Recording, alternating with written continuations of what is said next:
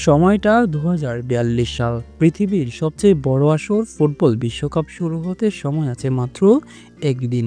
বিশ্বকাপ খেলা যুগের পর যুগ স্বপ্ন দেখা বাংলাদেশ প্রথমবারের মতো ফিফা বিশ্বকাপে অংশগ্রহণ করে। একজন বৃদ্ধ দাদু তার নাতিকে সেই গল্পটাই শোনাচ্ছিলেন। ২০২৫ সালে বাংলাদেশের রচিত নতুন ফুটবলের উন্মোচন। বৃদ্ধ দাদু তার চোখে কোণে পানি রেখে সেই গল্পের প্রথম পৃষ্ঠা থেকে শুরু করলেন। বাংলাদেশের ফুটবলের নতুন সূর্য উদিত হয় ২০২৫ সালে। অন্ধকার ফুটবলের নতুন সূর্যের উত্তাপে আলোকিত হয় গোটা বাংলার ফুটবল ক্রীড়াঙ্গন।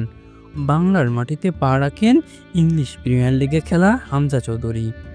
তাকে বরণ করে নিতে বাংলাদেশের ফুটবল প্রেমীরা কোনো কিছুর কমতি রাখেনি। হামজার আগে অবশ্য ক্যাপ্টেন জামাল ভুঁইয়া র্যাঙ্কিংয়ের ২০০তম দেশের হয়ে খেলার আগ্রহ প্রকাশ করেছিলেন। জামাল ভুঁইয়ার অবদানও কম ছিল না। তবে গল্পটা এখান থেকে শুরু নয়, একটু পেছনে ফিরতে হবে। কাজী সালাউদ্দিন বাফুফের সভাপতিত্ব করে গেছেন বছরের পর বছর। নির্বাচনের মাধ্যমে নয়, ক্ষমতার মাধ্যমেই বাফুফের চেয়ার দখল করে রেখেছিলেন। বাংলাদেশের ফুটবলকে ধ্বংসের দিকে ঠেলে দিয়েছিলেন। আওয়ামী লীগের ক্ষমতায় অন্ধকারে ছিল গোটা দেশ, গোটা ফুটবল ক্রীড়াঙ্গন। ছাত্র আন্দোলনের পর সরকার পতন হয় বাফুফের চেয়ারে বসে থাকা সালাউদ্দিন।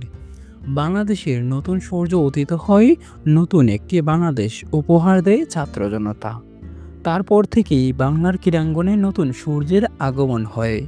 ইংলিশ প্রিমিয়ার লিগে খেলা হামজা আসে বাংলাদেশের ফুটবলে। শামির সোম, কিউবা মিচেলের মতো তারকারাও আগ্রহ প্রকাশ করে।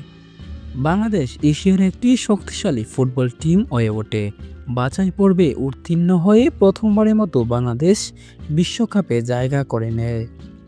এটা বাস্তব নয়, গল্প। যে স্বপ্নটা বাংলাদেশের গোটা ফুটবল ভক্তরা প্রতিনিয়ত অনুভব করে। এই ভিডিও দেখে অনেকেই মন্তব্য করবে, তবে এই ভিডিওর কথাগুলো বাস্তবে পরিণত হবে ২০৩৮ সালের পর।